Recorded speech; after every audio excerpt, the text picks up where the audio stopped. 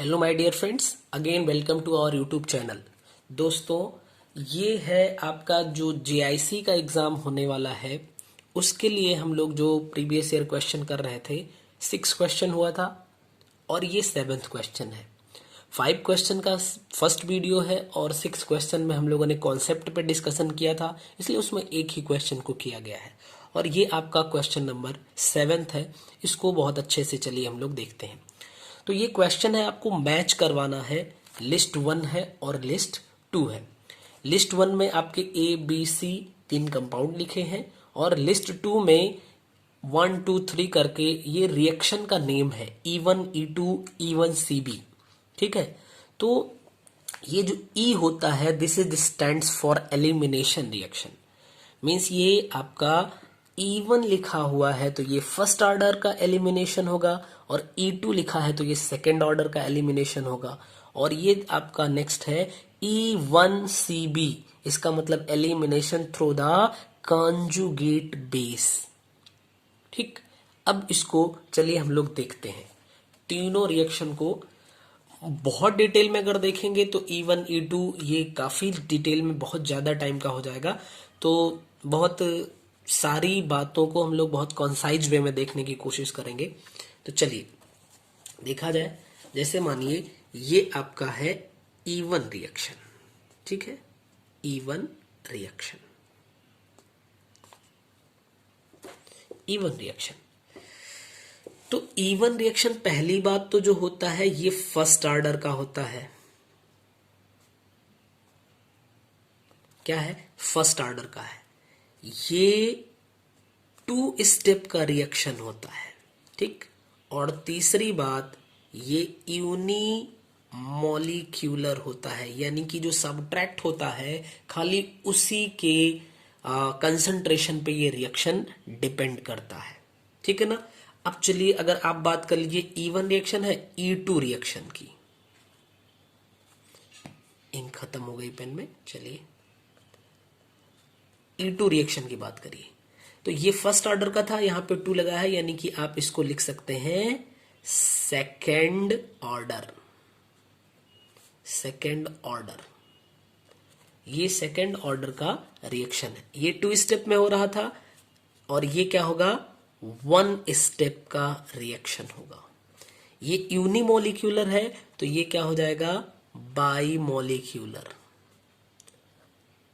ठीक है, ये यूनिमोलिक्यूलर है और ये बाई मॉलिक्यूलर है।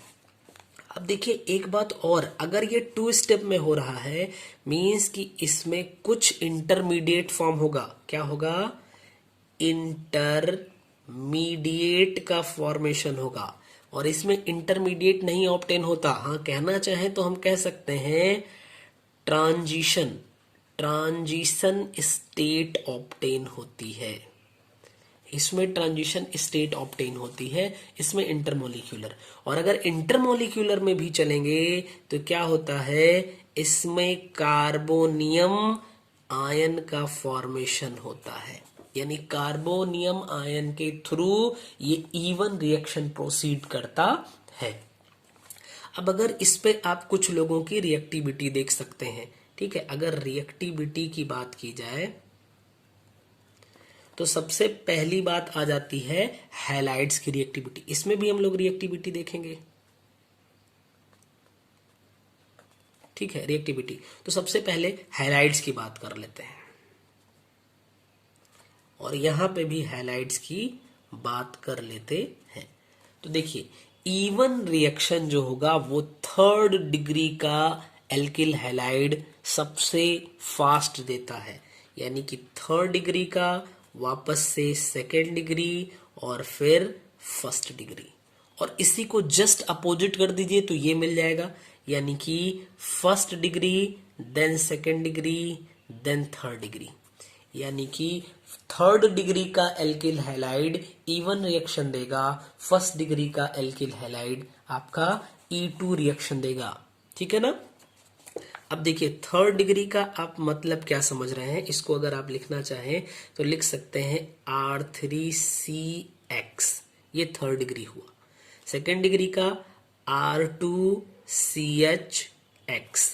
वापस से R CH2X।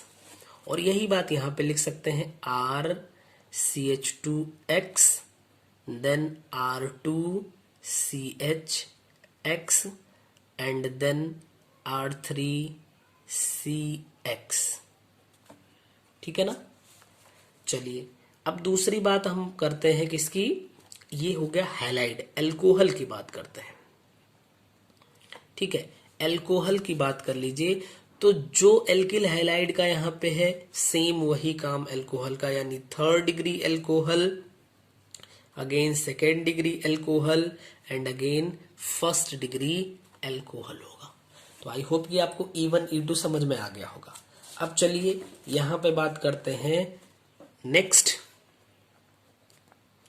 E1CB। E1CB का मतलब होता है elimination through the conjugate base. ठीक, elimination through the conjugate base इसका पूरा नाम होगा। अब देखिए देखने में 1 लग रहा है, यानी कि समझ में आ रहा है कि ये 1st ऑर्डर का है, लेकिन ना, ये 1st ऑर्डर का नहीं है। ये एक बेस भी इसमें ऐड हो जाता है और ये 1, तो 1 की वजह से 1st ऑर्डर और एक बेस की वजह से एक ऑर्डर और, तो ये हो जाती है 2nd ऑर्डर। ये 2nd ऑर्डर का रिएक्शन हो जाता है और ये है क्या, ये है यूनिमोलिक्यूलर, ये होता है। इसका एक बड़ा अच्छा एग्जाम्पल होता है CF3CHCl2। इसका नाम है 1,1 डाइक्लोरो 2,2,2 ट्राइफ्लोरोइथेन। ठीक है ना, इसका नाम क्या हो जाएगा 1,1 डाइक्लोरो 2,2,2 ट्राइफ्लोरो, और 2 कार्बन है तो इसलिए इथेन इसका नाम होगा। और अब उम्मीद करते हैं कि आपको ये क्वेश्चन करने में आसानी हो जाएगी। और जो अभी हम लोगों ने एग्जाम्पल लिखा वही एग्जाम्पल यहाँ पे लिखा हुआ है, मीन्स कि ये तो जाएगा आपका E1CB। ठीक है ना, E1CB। अब देखिए ये है आपका 1st डिग्री हैलाइड, और 1st डिग्री हैलाइड कौन सा रिएक्शन बहुत फास्ट देता है, आपका E2 रिएक्शन।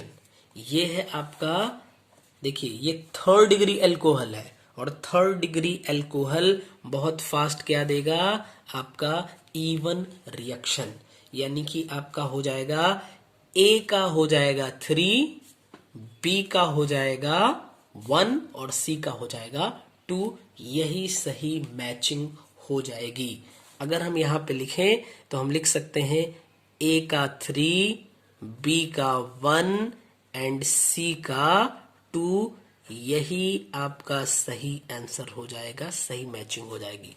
और उम्मीद करते हैं कि आपको ये बात, यानी कि E1 reaction, E2 reaction and E1CB reaction से रिलेटेड जो मेन पॉइंट्स हैं वो आपको समझ में आ गए होंगे।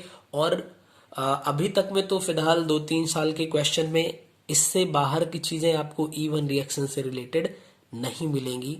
ठीक है, और अगर आगे मिलेगा तो और डिटेल में इस पे बात कर लिया जाएगा। ठीक है, चलिए थैंक यू। फिर मिलते हैं अगले वीडियो में नेक्स्ट क्वेश्चन और नए कॉन्सेप्ट के साथ में। जय हिंद।